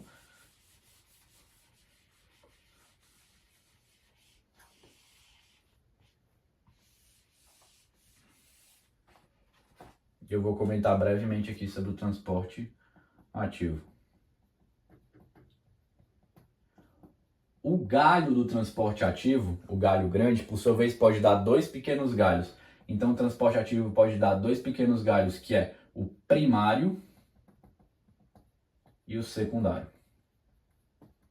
Antes de olhar para os galhos pequenos, vamos dar um passo para trás de novo e vamos definir aqui o transporte ativo. A gente tem que olhar o transporte ativo em contraste, em como fosse uma coisa contrária mesmo à difusão. Por quê? Porque a difusão se refere àquele movimento, lembram, de moléculas de um ambiente de maior concentração daquelas moléculas para um ambiente aquelas moléculas estão menos concentradas. Já o transporte ativo, por sua vez, ele vai se referir ao contrário. Quando eu faço um transporte justamente de um ambiente que eu tenho a menor concentração para um de maior concentração. Por isso que ele é ativo, porque é um processo que exige energia. E agora a gente vai voltar para os galhos pequenos, primário e secundário, e conseguir entender com mais facilidade. Transporte ativo primário é aquele que usa energia, guardem esse conceito que é muito importante, diretamente do ATP. Já o secundário, ele vai gastar a energia do ATP. Vai, mas guardem que é indiretamente. Então, o transporte secundário, indiretamente, se aproveita dessa energia do ATP. E eu vou tentar explicar aqui brevemente como. Só para dar um exemplo de transporte ativo primário, para fixar bem na cabeça. Acho que um dos que me ajuda mais a compreender, talvez assim, um exemplo mais fácil, pensar no nosso estômago. O nosso estômago, ele não produz o ácido clorídrico, que é o HCl, só para contextualizar, tá? A ideia não é guardar todos os tipos de transporte ativo agora, porque são inúmeros, e vocês vão ver isso com calma, no decorrer do tempo. Aqui agora é só a ideia de dar os princípios gerais. Começar o conhecimento, adquirir o conhecimento sobre isso daqui, né? Ou tá revendo, para quem tá revendo aí o conteúdo por meio do vídeo. Mas vamos lá, para não perder o fio da meada. Vamos pensar no estômago. O estômago não produz o ácido clorídrico, que é nada mais, nada menos do que HCl. Vamos focar no H+, tá? Então lá no meu estômago existem células que vão estar expelindo, vão estar jogando para fora da célula H+, para cair ali dentro do lúmen do estômago. O lúmen é aquela cavidade do estômago. Para isso acontecer, poxa, eu tenho que acumular muito H+ ali fora da minha célula. Beleza. Para eu acumular muito H+, vamos lá, eu tenho que fazer o quê? Se eu estou acumulando, eu estou jogando no ambiente que tem pouco para um ambiente que já tem muito. Porque não importa quanto tem, eu quero acumular mais fora da célula. Para isso eu preciso de uma bomba. Essa é a bomba de hidrogênio, que vai fazer o quê? Bomba vai bombear o hidrogênio de dentro da célula ali do estômago. O nome da célula não precisa guardar agora, é a célula parietal. E bombeando, esse H+ vai chegar ali no meu lúmen do meu estômago, vai chegar fora da minha célula. E não importa se tem muito, eu preciso jogar mais para concentrar e ter o ácido clorídrico. E assim eu vou fazer um transporte ativo primário. Por quê? Porque essa bomba de H+, vai estar gastando ATP. Então, só para dar um dos exemplos, mais à frente na aula eu vou exemplificar com outro. Fiquem tranquilos. Mas em relação ao secundário, o transporte ativo secundário, esse galho aqui secundário, por sua vez, pode dar dois galhos, que vai ser o secundário por um mecanismo de cotransporte e o secundário por um mecanismo de contratransporte. Vamos olhar para a palavra. Calma, eu sei que são muitas informações, né? Agora são muitos tipos, mas vamos olhar para a palavra porque vai facilitar muito a nossa compreensão. Vamos entender o seguinte: cotransporte, tá junto, tá na parceria. Então vocês estão agora no primeiro semestre, quem nunca, né? Tem uma galera aí tirando a carteira de motorista ainda, pede a carona para aquele amigo, vai num cotransporte, vai junto, vamos para a mesma direção. Tu tá indo para lá? Então deixa eu pegar uma carona contigo, cotransporte. Agora o contratransporte é aquela pessoa, o cara não se dá muito bem, aí tipo, vem a pessoa para um lado do corredor, o cara já vai para o outro, já não se dá muito bem, não quer se encontrar muito. Aí é o contratransporte, que significa nada mais, nada menos que um vai para a direção e um vai para outra direção. Então aqui é a ideia de contratransporte. Beleza, Pedro, o que essa tua metáfora, essa coisa que você está falando, vai me ajudar a compreender esse transporte ativo secundário, cotransporte e contratransporte? Então vamos lá, vem comigo. A ideia do cotransporte, vamos ver primeiro a ideia da carona, né? Então tem os amigos lá, tu vai para lá, eu também moro por lá, me dá uma carona. Vamos entender aqui. Então vamos lá, quem é que está mais com o sódio, pessoal? Ele está mais abundante no líquido intracelular ou no extracelular? O sódio está mais abundante no líquido extracelular, a gente já viu. No líquido intracelular, opa, já tinha aqui, ele está em menor quantidade. Só que o sódio, vamos lá, ele só conseguiu adquirir essa característica, ele está mais concentrado aqui, graças a um transporte ativo primário, que pegou aquele sódio que estava aqui dentro da célula e foi jogando lá fora. Ah, mas já está acumulando muito aqui, e o gradiente? Transporte ativo não está se importando com o gradiente. Pode mandar, manda mais. Então, o transporte ativo, teve algum transporte ativo, já vai ser comentado, que pegou esse sódio e jogou muito sódio aqui para fora da célula. E esse transporte ativo fez isso às custas do ATP diretamente. Então teve uma bomba que pegou o ATP, gastou esse ATP para concentrar muito sódio aqui. Então teve um gasto de ATP. Beleza. Agora vamos pensar no seguinte. Tem uma moléculazinha de glicose aqui, que ela está aqui fora da célula, tá certo? Está em pouca quantidade. Só que aqui dentro da minha célula está rico em glicose. Agora a gente está em outra circunstância. Ela não gastou glicose não, ela fez acumular muito, está ali em abundância de glicose, tá certo? Então aqui eu tenho muita glicose dentro da minha célula. E aqui eu tenho pouca. Só que, digamos que o GLUT não vai conseguir ajudar a gente aqui. Por quê? O GLUT não é o transporte de difusão, e difusão não é a favor do gradiente. Então aqui o gradiente está desfavorecendo o que a gente quer é colocar mais glicose aqui para dentro da célula, concorda? Então eu quero colocar essa glicose, mas a difusão não tem como eu utilizar a proteína carreadora, não tem como eu usar o GLUT, porque o GLUT é difusão. Difusão é a favor do gradiente, né? Então difusão seria se eu pegasse a glicose de muito para um lugar onde está pouca, né? Então o GLUT não vai conseguir me ajudar. Mas agora existe uma proteína de cotransporte. Lembram, cotransporte é essa ideia de carona que eu comentei, que pode ajudar a gente, que dá um exemplo aqui, SGLT2. Ah, Pedro, vou ter que decorar todos esses nomes, GLUT, SGLT2. Repito, agora é o momento, calma, decorrer da faculdade vocês vão pegando. Mas vamos só estou trazendo aqui para exemplificar. S de sódio, GLT de GL, melhor dizendo, de glucose, né? T de transporter, melhor dizendo, de cotransporter, né? De cotransporte. Cotransporte. Então vamos entender o que é a glicose. Olha como é genial isso daqui. Como o criador é bom, né? Vamos lá. O que acontece? A glicose vai se aproveitar, ó, que o sódio está abundante aqui e pouco aqui. E quando o sódio vier aqui, o sódio quer o quê? Pelo gradiente, o sódio aqui tem muito, aqui tem pouco. O sódio quer entrar. Então o sódio vai ligar aqui. Só que olha a glicose, ó, como ela é esperta. Na hora que o sódio ligar, a glicose vem e liga também. Na hora que o sódio e a glicose estiverem ligados, ó, vai fechar aqui e abrir do lado de lá. Quando abrir, vai entrar a glicose e o sódio. Então o sódio seguiu o seu gradiente, mas a glicose não. Por quê? Porque a glicose aproveitou essa energia que foi criada, essa diferença, melhor dizendo, que foi criada, desculpa. A glicose aproveitou essa diferença que foi criada pelo gasto de ATP por uma bomba anterior, para justamente pegar uma carona com o sódio que estava doido para entrar e entrar contra o gradiente. A glicose foi esperta. A glicose que entrou contra o gradiente e o sódio entrou a favor do gradiente, tá? Ou seja, o sódio foi de mais concentrado para menos concentrado e a glicose de menos concentrado para mais concentrado.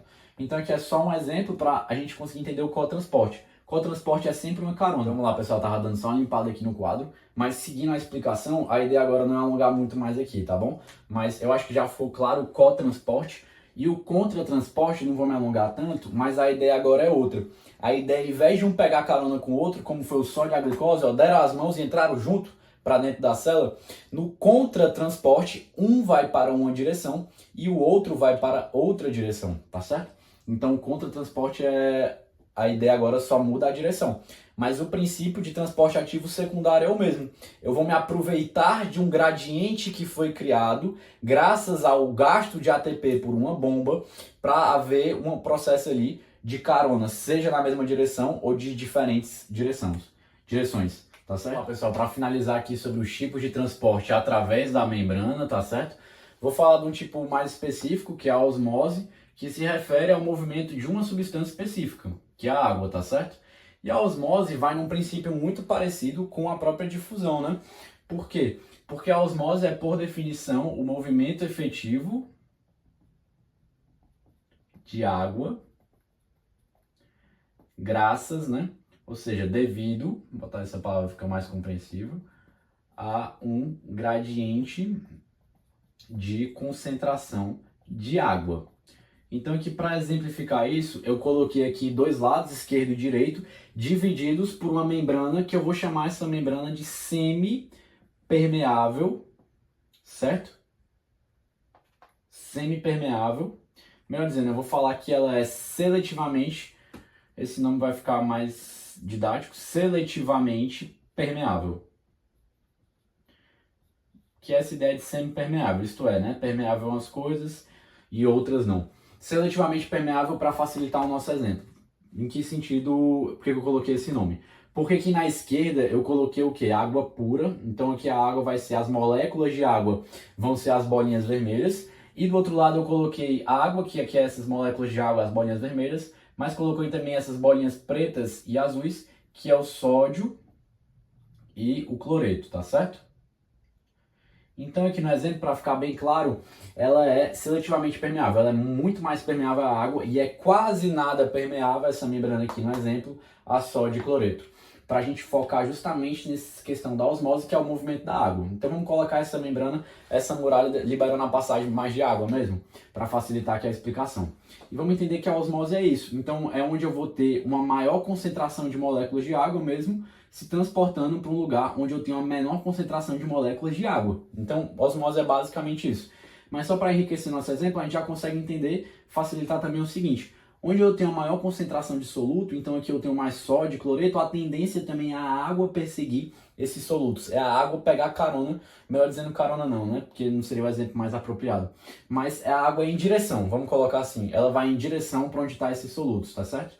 Porque onde tem soluto, consequentemente, eu afasto, eu tenho menos moléculas de água. Então a água vai para onde está esse soluto. Mas a osmose, por definição mesmo, é o quê? Quando eu tenho um movimento efetivo dessas moléculas de água, de um local onde eu tenho maior concentração de moléculas de água, aqui no caso água pura, para um local onde eu tenho menor concentração de moléculas de água, aqui no caso uma solução de água com NaCl. Também só reforçando justamente o que eu comentei essa ideia, né? Comentei aqui de osmose, mas essa ideia de que a água tende a direcionar para onde justamente eu encontro uma maior abundância de solutos também, tá certo? Porque onde eu tenho uma maior abundância de solutos, consequentemente eu tenho uma menor concentração de moléculas de água. E o que as moléculas de água vão querer? Vão querer seguir um gradiente. Essa diferença vão querer justamente equilibrar mais. Então elas vão da região onde eu tenho mais moléculas de água para onde eu tenho menos moléculas de água, osmose. Beleza?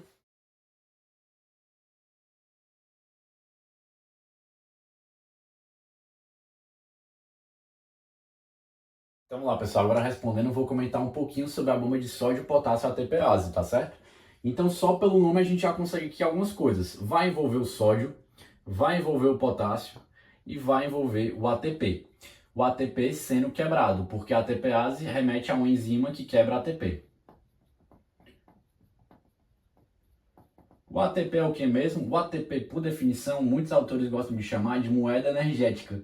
Moeda energética da célula, do nosso organismo como um todo. Energética.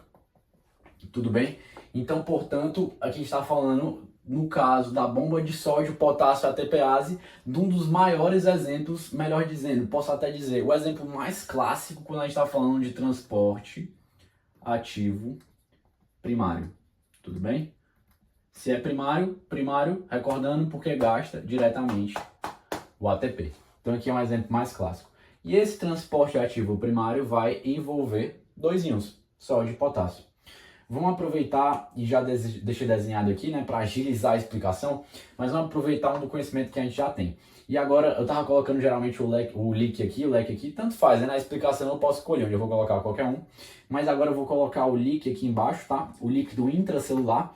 Então daqui para baixo eu estou falando do interior da célula e daqui para cima do líquido extracelular, da parte exterior da célula. Vou adotar assim agora, um pouco diferente até de antes, tanto faz, repito, mas é porque a imagem que vocês podem até se cruzar no Guyton usa nessa definição aqui, é como ele escolheu, então eu vou usar para até facilitar, digamos, depois, ou até não atrapalhar o que vocês já leram no livro, né? Então aqui eu tenho o líquido intracelular e aqui o líquido extracelular. Vamos pegar alguns conhecimentos que a gente tem. Então a tendência é o sódio fazer o quê? A tendência é o sódio estar como na sua concentração? O sódio ele não vai estar mais concentrado no líquido extracelular, como a gente já comentava, então que eu vou ter uma abundância de sódio. E no líquido intracelular, quem está abundante não é o nosso potássio? Então aqui no líquido intracelular eu vou ter uma abundância muito maior de potássio. Se eu estou falando do transporte ativo primário, eu espero o quê? Eu espero uma coisa contra o gradiente, isto é, né? De um ambiente onde eu tenho uma menor concentração para um ambiente que eu tenho uma maior concentração naturalmente. Então, naturalmente assim, né? Isso é gerado graças à bomba. Mas como a gente já tem esse conhecimento prévio que o líquido intracelular é mais abundante de potássio e o líquido extracelular é mais abundante de sódio, eu vou me aproveitar dessa ideia para a gente entender o seguinte. Então, qual é a ideia aqui? A ideia é que essa bomba faça a função de bombear o sódio para o líquido extracelular, para acumular mais sódio ainda aqui fora da minha célula. Então aqui no interior da célula eu vou ter o que eu vou chamar de um sítio de ligação, que é aquele local onde o sódio vai se ligar.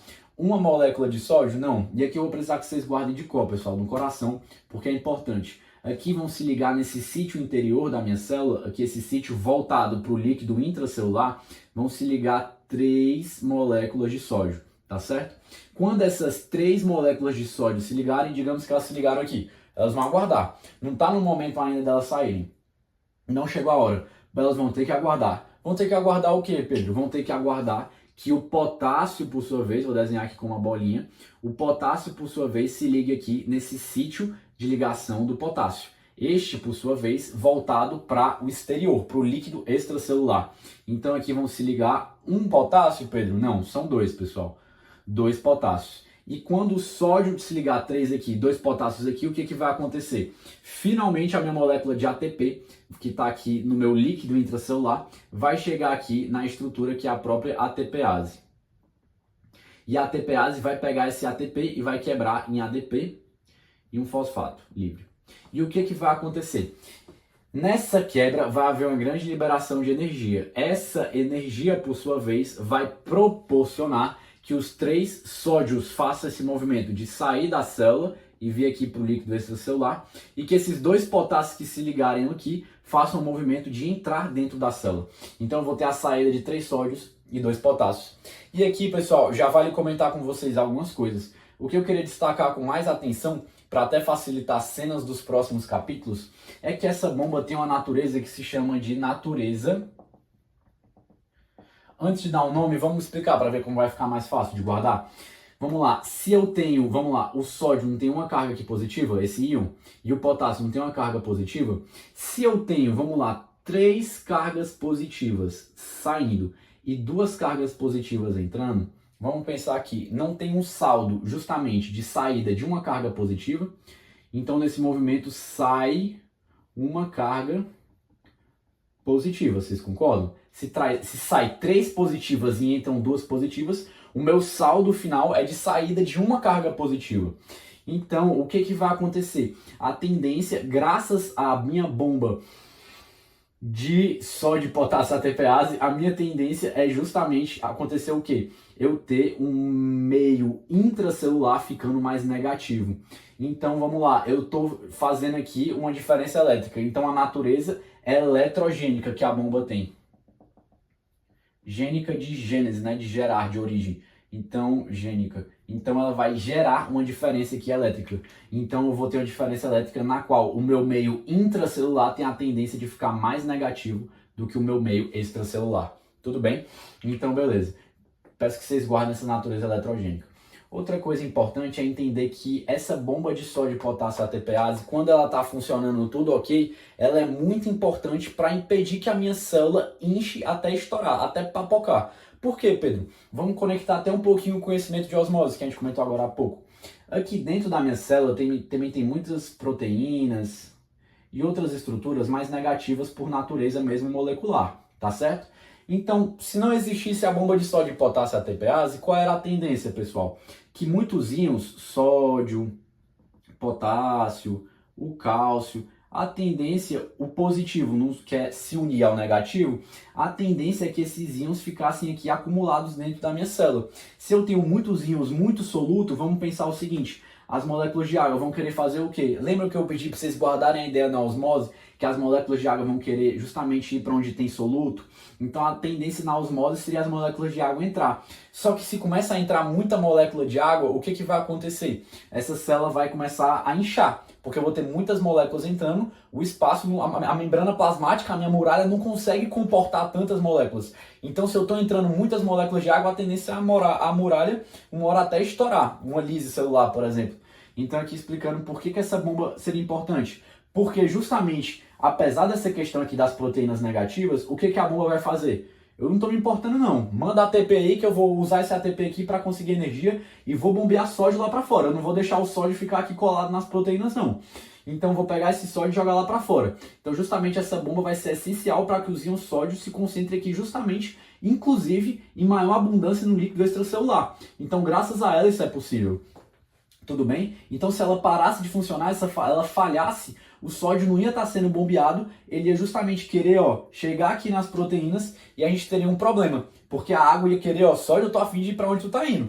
Porque aí tem menos moléculas de água, né? Eu tenho muito soluto, eu quero justamente entrar. Eu quero vir de onde tem mais moléculas de água para onde tem menos. Justamente a osmose que a gente viu. E consequentemente a célula incharia. E ela poderia inchar, inclusive até o momento que a muralha não comportaria mais. E eu teria a muralha papocaria, que é o que eu ia chamar de lise celular, tá certo? Lise da membrana plasmática. Então é isso que eu queria comentar com vocês. A questão da natureza eletrogênica, graças a essa questão de sair uma carga positiva no nosso saldo. Então, consequentemente, aqui eu vou gerar uma diferença elétrica também. Eu vou ter o quê? Um meio intracelular mais negativo. E também queria comentar sobre esse fenômeno do inchaço celular, que é um fenômeno que ele é prevenido, que ele é evitado graças à ação da minha bomba de sódio potássio ATPase, que está jogando o sódio, o quê? O sódio do líquido intracelular lá para o líquido extracelular e acumulando sódio aqui, impedindo que haja uma osmose muito grande a célula papoque. Beleza, pessoal? Então, isso que eu queria comentar sobre a bomba de sódio potássio ATPase. Lembrar, só também recapitulando, que é o protótipo, isto é um exemplo clássico do transporte ativo primário. Beleza? Valeu!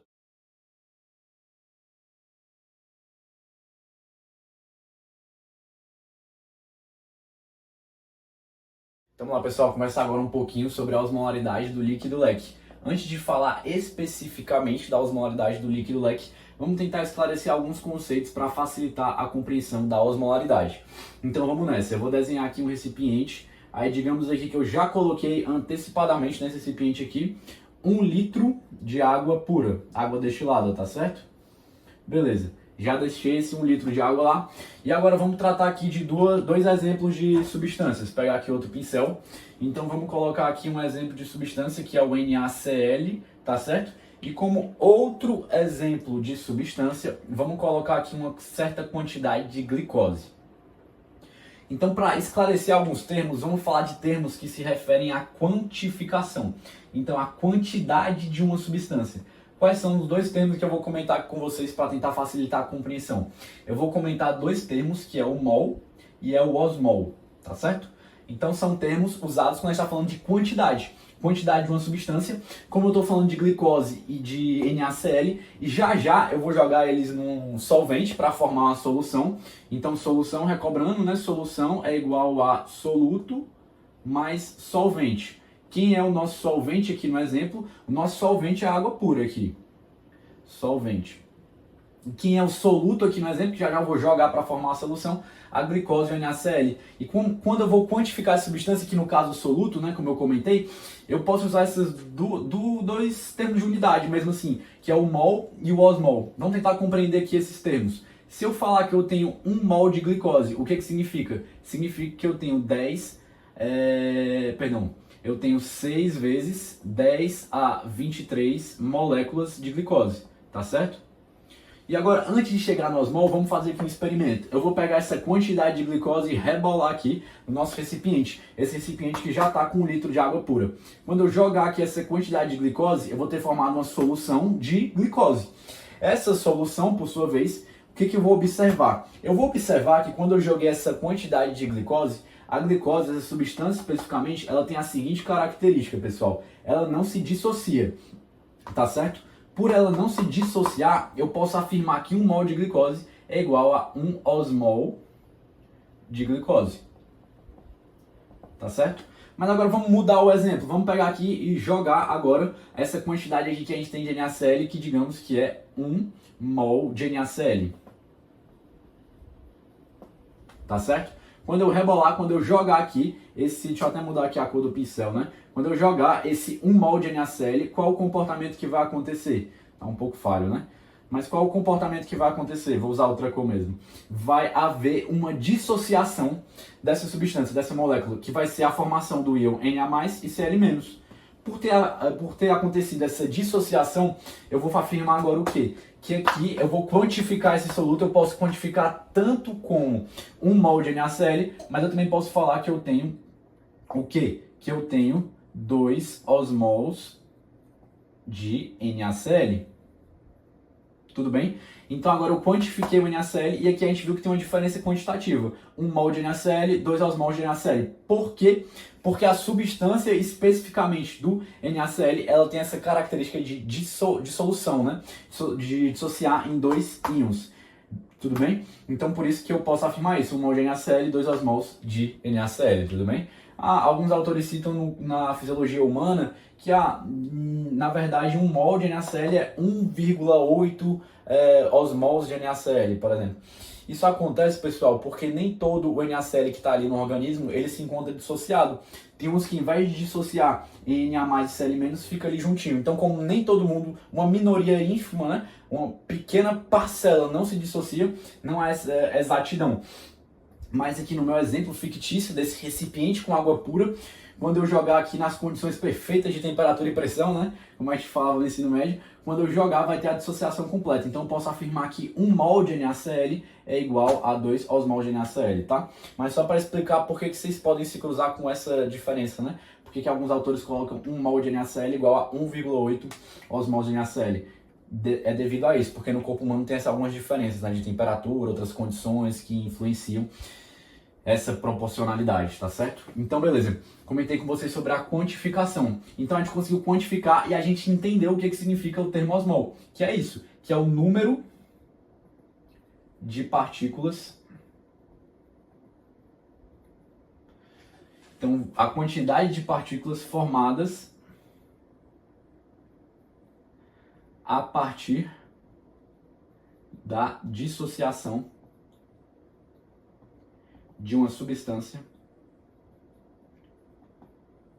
em uma solução. Isso aqui eu só escrevi o que a gente já viu aqui no experimento, tá, pessoal? O foco não é guardar, é só para explicar e deixar claro. E agora vamos finalmente chegar no termo osmolaridade. Então a gente já viu que mol e osmol se referem à quantidade de uma determinada substância. Aqui eu dei o exemplo da glicose do NaCl. Osmolaridade, por sua vez, vai se referir à concentração. A concentração de uma substância ali num determinado solvente, né? Numa solução, vamos descrever assim para ficar mais claro. Beleza. E osmolaridade vai tomar como aqui numerador, vamos chamar assim, o osmol, tá certo? E como denominador o volume em litros. Então lembra que eu tenho 1 litro de água pura? Vamos olhar aqui para o exemplo do NaCl. Se eu tenho 2 osmols de NaCl, que eu rebolei aqui dentro do recipiente de 1 litro de água pura, qual vai ser a concentração dessa solução formada? Então agora eu não estou falando mais de quantidade, eu estou falando de concentração. Qual vai ser a concentração da solução aqui? A concentração de NaCl. Eu vou descrever como 2 osmol por litro. Agora, se eu olhasse para a glicose, esquece o NaCl, vamos olhar para a glicose. Poxa, joguei a glicose aqui sozinha, esquece o NaCl, ignora o NaCl. Joguei a glicose sozinha em 1 litro de solvente, perdão, eu vou poder descrever a concentração de glicose como o quê? Como 1 osmol por litro. Como aqui o meu denominador é litro, a unidade de medida, né, que eu coloquei para quantificar o volume foi litro, eu vou chamar de osmolaridade. Mas tem outro termo que geralmente pode haver trocas, né, confusões, mas são termos diferentes, que é o termo de osmolaridade. Osmolaridade, por sua vez, é o que? Eu vou pegar o osmol no numerador, beleza? Isso a gente já conversou. Mas no denominador, em vez de litro, eu vou ter o quê? Eu vou ter quilo. Então, digamos que eu falei para vocês que em vez de 1 litro de água pura, eu joguei 1 quilo de água pura. Portanto, eu vou ter aqui na concentração de NaCl, qual vai ser a minha concentração aqui quando eu estou falando, vou chamar em termos de osmolaridade, vai ficar mais fácil, porque eu sei que joguei 1 quilo de água pura. E osmolaridade é osmol por quilo, beleza? Por que geralmente há confusão? Primeiro porque é só uma letra, né? Osmolaridade e osmolaridade. Osmolaridade recordando quilo, osmolaridade litro, tá certo? E também porque lembram que eu até conversei com vocês na parte de compartimentos corporais, de líquido e do leque, justamente que a gente poderia fazer uma aproximação de que 1 quilo era aproximadamente 1 litro de água, quando a gente está falando especialmente nesse contexto de soluções mais biológicas, né, do corpo humano. Portanto, a osmolaridade e a osmolaridade são praticamente iguais. Então, se eu for falar assim, pessoal, a osmolaridade do líquido é tal, a osmolaridade do líquido é praticamente a mesma coisa. Tem uma semelhança muito grande devido a essa grande proporcionalidade, né? Essa grande equivalência, quase igual do quilo de água para o litro de água, quando a gente está falando no próprio corpo humano, beleza? Então, só para deixar claro isso aqui também, a diferença entre dois termos, é importante guardar que a osmolaridade é litro, osmolaridade é quilo, tá certo? E agora, beleza, a gente já identificou isso. Vamos só esclarecer por que o livro traz geralmente que a osmolaridade agora eu já vou entrar, né? Qual a osmolaridade do líquido leque? É 300 miliosmol por litro, a osmolaridade, né? Reforçando. Beleza, então aproximadamente é essa, e a osmolaridade do leque também é aproximadamente essa. Eu vou colocar aqui miliosmol naquele mesmo princípio, digamos, né? Eu tenho 1 metro, né? 1 metro é igual a quantos milímetros? É 1000 milímetros na unidade de distância, né? Para eu quantificar uma distância. Mesma ideia, quanto é 1 osmol? 1000 miliosmols, tá certo? Então, como é que eu estou falando do corpo humano, que geralmente os solutos estão em uma menor quantidade, quantidades bem pequenas, então vou, ao invés de falar osmol, vou falar de 300 miliosmóis, tá certo? Então, miliosmóis é o termo de quantificação que geralmente é utilizado, miliosmóis. Beleza. E é importante só destacar aqui por último, para fechar a explicação, o que? Vou apagar aqui, né? Que a osmolaridade não está se importando muito qual é o tipo de íon ali. Quer somente fazer essa quantificação para a gente. Não é à toa que a gente viu que, por exemplo, vou colocar aqui o líquido e o leque, que o leque é muito mais rico em sódio, ele é mais rico em cálcio, ele é mais rico em cloreto, por exemplo, e o líquido, por sua vez, é mais rico em quem? Quem está lembrado? No potássio. Então, aqui a osmolaridade é a mesma entre o líquido e o leque, praticamente igual, que é justamente esses 300 miliosmol por litro. Mas aqui não importa justamente a questão da qualidade, isto é, a qualificação. Quais são os íons? Se é sódio, se é cálcio, se é cloreto, se é potássio. Aqui a osmolaridade em miliosmóis está só descrevendo justamente essa quantificação da maneira assim bem geral. Não está olhando para a gente qual é a diferença qualitativa, que a gente até comentou anteriormente na aula, tá bom? Então a gente está falando de partículas como um todo, não está muito preocupado com qual é a partícula, se é o potássio, se é o sódio, se é o cálcio, se é o cloreto. Enfim, aqui a gente está a fim de dar uma quantificada mesmo nessa unidade de concentração, nessa maneira de quantificar a concentração, que é a osmolaridade. Tá bom, pessoal? Então, só para ver se tem mais alguma coisa para comentar. No mais é isso, só falar, eu adotei esse valor aqui que a Silverthorne usa, mas existe uma variação entre a literatura, né? Então, outros autores podem citar outros valores, porque justamente o intervalo fisiológico, aqui é arredondado, né? Mas o intervalo fisiológico da osmolaridade, tanto do líquido como do leque, que em condições fisiológicas é a mesma, vai de 280 a 296. Então guardar esse número aqui está de bom tamanho, né, 300, mas tem em mente que não é um número exato, né, não é uma matemática, né, principalmente quando a gente está falando de biologia, tem essas variações. Então a variação vai de 280 a 296, tá certo? era isso que eu queria comentar com vocês, comentar um pouquinho sobre a osmolaridade e comentar agora no final qual é a osmolaridade do líquido leque, depois de ter contextualizado um pouquinho melhor o que seria esse termo osmolaridade, beleza? Valeu!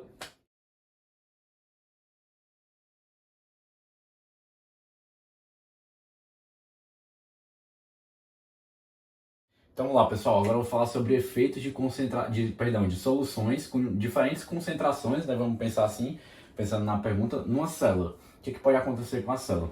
Aí eu coloquei aqui 3 recipientes para tentar deixar isso o mais claro possível, tá certo? Então eu vou começar comentando alguns termos aqui, eu já vou nomear os termos para vocês, tá certo? Então vamos falar numa solução que ela é isotônica, tá bom? Então isotônica é um termo, isotônica, ou hipotônica ou hipertônica, tá certo? Que são termos que vão se referir a uma solução. E uma solução e o efeito que esta solução produzido, né, o efeito produzido na célula. Como assim, Pedro? Vamos acompanhar aqui o raciocínio. Digamos que eu tenho aqui um recipiente que tem uma determinada solução, tá certo? Que ele está cheio dessa solução. Aí eu vou lá, pego esse recipiente e derramo aqui nesse outro daqui que tem uma célula, para facilitar aqui a explicação, tá certo? Se eu derrubei essa solução aqui nesse recipiente onde está a célula, aí foi enchendo aqui, enchendo até a célula ficar imersa nessa solução. E o comportamento? Eu fiquei lá observando esse recipiente com vocês, pessoal. E o comportamento da célula foi permanecer igualzinho ali, quietinha, não teve nenhuma alteração justamente no volume dessa célula. Essa solução que eu arremessei aqui, eu vou chamá-la de isotônica. Tá certo? Então eu vou classificar a solução de acordo com esse comportamento, melhor dizendo, com esse efeito produzido na célula. A célula ficou quietinha, isotônica. Agora digamos que eu peguei aqui outra solução, olha aqui, nesse recipiente, derramei aqui o recipiente nesse outro aqui. E acabou, foi enchendo esse recipiente. Vamos observar o comportamento da célula aqui agora? Vamos supor que a célula, pessoal, ela começou a inchar. Foi inchando, então vou até apagar aqui a nossa querida membrana celular, que é o tema da aula. E a célula inchou bastante. Como é que eu vou chamar essa solução, depois de ter observado esse efeito produzido na célula? Eu vou chamar essa solução de uma solução hipotônica.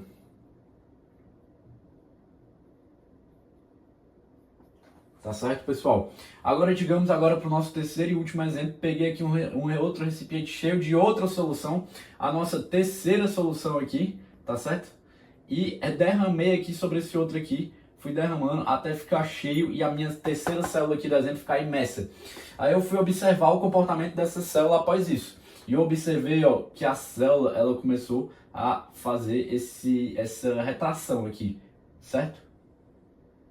Foi secando, digamos assim, ela ficou mais retraída. Como é que eu vou chamar essa solução? Eu vou falar que é uma solução hipertônica. Tá certo? Então aqui tem uma retração da célula. Aqui eu também posso chamar de tumefação. Agora olhando para hipotônica, esse efeito aqui produzido na célula, eu posso chamar de tumefação ou edema, né? Ficou mais edemaciada a célula, edema celular, tudo bem? Então essa célula mais inchada sofreu essa tumefação ou está mais edemaciada, né? Tá um edema celular, eu também posso chamar assim, esse efeito que é produzido na célula por uma solução hipotônica, tá certo? Já a hipertônica, a célula vai fazer esse ato aqui de retrair, de murchar, tá certo? Então a gente já avaliou a solução isotônica, a hipotônica e a hipertônica, que a gente classificou de acordo com o efeito produzido na célula. Eu vou só acrescentar mais 3 termos aqui para a gente guardar, que é o termo de... Agora são termos diferentes, tá? Deixa eu só apagar aqui que já ficou claro o exemplo. Eu vou acrescentar outros termos aqui, que é isoosmótica, hiposmótica, hiperosmótica. Um exemplo de 2 soluções isoosmóticas seria quais? O leak e o leque, que a gente já viu. Então o líquido intracelular desculpa, e o líquido extracelular são isoosmóticos. Por quê? Porque ambos não vão ter a osmolaridade de 300 miliosmóis por litro, que a gente tinha visto, certo? Então o leak e o leque são isoosmóticos, eles têm a mesma osmolaridade. tudo bem? Então, só para exemplificar aqui a isoosmótica para vocês. Hipoosmótica seria uma solução, digamos que tem uma solução que tem 270 miliosmóis por litro e a outra solução tem 300. Portanto, essa aqui seria isoosmótica, eu vou chamar aqui de solução A, tá certo? A solução A seria hipoosmótica em relação à solução B. Então, aqui a solução A hipoosmótica em relação a B. Por sua vez, a B seria hiperosmótica em relação a A. Só para exemplificar também esses outros dois termos para vocês, tá certo? Então, para ficar claro aqui, só fazer agora uma correlação entre esses três termos e esses outros três aqui, que a gente já viu que são termos diferentes. Então, isotônica, hipotônica, hipertônica, eu olho ali para o comportamento da célula para conseguir definir como a solução é, tá bom? Já isoosmótica, hipoosmótica e hiperosmótica, eu vou olhar para osmolaridade, né? Ou também poderia olhar para osmolaridade, que a gente já viu que não são sinônimos, mas poderia tomar como parâmetro um desses dois para definir se uma solução é isoosmótica, hipoosmótica ou hiperosmótica. E eu vou definir uma solução assim em comparação com outra solução. Então aqui, hipoosmótica em relação a B, né? Como já falei para vocês. Mas vamos agora conectar aqui as duas coisas. Eu posso relacionar bem esses termos quando eu estou tratando aqui de soluções com solutos impermeantes. O que é impermeantes? Que não vão atravessar a membrana, uma determinada membrana. Aqui no caso do nosso exemplo, estamos falando da célula, né, exemplo da biologia, do corpo humano, né, e tudo. Então aqui, vamos colocar a membrana plasmática como um exemplo. Então, se todas essas três soluções aqui, né, eu vou desenhar aqui o copinho aqui, tá bom, pessoal? Se essas três soluções aqui, digamos que todas essas fossem soluções de NaCl, para dar um exemplo. Então, digamos que aqui o exemplo são soluções de NaCl. Então, uma solução de NaCl, eu vou ter a substância do NaCl ali com água pura, né? Então, vai ser essa mistura. Então, essa solução de NaCl, geralmente os autores até exemplificam com NaCl a 0,9%. Vocês vão aprender mais à frente nos outros semestres, na prática clínica, né? Também como é que ele é utilizado para fazer a reposição hídrica, né? Reposição do paciente, reposição volêmica também que a gente chama. Mas vamos dizer que todas essas soluções são NaCl. O NaCl, pessoal, ele é uma solução, a substância NaCl, né? No casozinho, se depois não dissociar, né? A gente já até conversou anteriormente, eles são impermeáveis à membrana, praticamente, vamos chamar assim, inclusive a membrana plasmática. Por eles serem impermeáveis, atenção, isso que eu vou falar está servindo para esse exemplo em que eu estou falando da solução, na qual os solutos são o quê? Impermeáveis. Mas se eu estivesse falando de solutos permeáveis, eu não poderia afirmar isso daqui. Então a ureia, por exemplo, se fosse solução de ureia, seria outra coisa. Mas vamos tomar aqui o NaCl, que é o mais comum, né, inclusive, de ser visto, como exemplo aqui para conectar esses termos. Então aqui eu estou falando de soluto, atenção, vou até botar um asterisco aqui para reforçar. Então eu estou falando de soluto impermeante. Vou usar impermeante, que é inclusive o termo que eu mais vi na literatura, tá? O Guyton cita impermeante, então eu vou adotar esse termo também. Então impermeante não vai atravessar a membrana. Então eu posso afirmar o seguinte, que essa solução que eu joguei aqui e teve esse comportamento da célula, portanto eu já sei que é isotônica, porque a célula nem murchou, nem retraiu e nem ficou edemaciada, nem teve a tumefação, eu já sei que é isotônica. Eu posso afirmar que essa solução também é o quê? Ela é isoosmótica, se tratando, repito, de um soluto impermeante, aqui no exemplo do NaCl. De maneira similar, vamos olhar agora para a solução hipotônica, tá certo? Aqui eu vou poder afirmar que essa solução aqui, hipotônica, ela é uma solução hipoosmótica. Então, essa solução aqui é hipoosmótica. Se eu estou falando de hipoosmótica, eu estou falando em relação a quê? Em relação a esse líquido aqui dentro da célula, esse líquido intracelular, tá certo? Agora, vamos pegar aqui a hiperosmótica. Se eu estou falando da solução hipertônica, repito, aqui falando no contexto do NaCl, hipermeante, beleza, eu posso afirmar que essa solução hipertônica, ou seja, essa solução que produziu o efeito da célula murchar, portanto, uma solução hipertônica, também eu posso chamá-la de hiperosmótica, tá certo? Mas repito isso que eu estou falando nesse contexto de solutos impermeantes, porque os autores inclusive vão citar aqui em outros solutos, né? Então se eu estivesse falando de uma solução com ureia, o comportamento pode diferir. A única exceção que os autores falam de maneira bem ampla, então independente do soluto, é no caso da hipotônica, que sempre que eu estiver falando da hipotônica, eu vou estar falando de uma solução hipoosmótica em relação a outra. Então que eu estou comparando sempre quando eu estou falando de isoosmótica, hipoosmótica e hiperosmótica com vocês, eu estou comparando a solução que eu derramei aqui no recipiente e também a solução aqui que se encontra dentro da membrana plasmática, portanto o líquido intracelular. Então só para não ficar muitas informações, para fechar, é justamente isso, né? Então é só explicar para vocês o foco principal era falar sobre esses 3 termos, mas eu também quis trazer esses outros 3 aqui para mostrar que eles se relacionam, mas isso vai depender da solução que eu estou falando e do tipo do soluto, se é impermeante ou se não é, tá certo? Então é isso que eu queria comentar com vocês, pessoal. Valeu!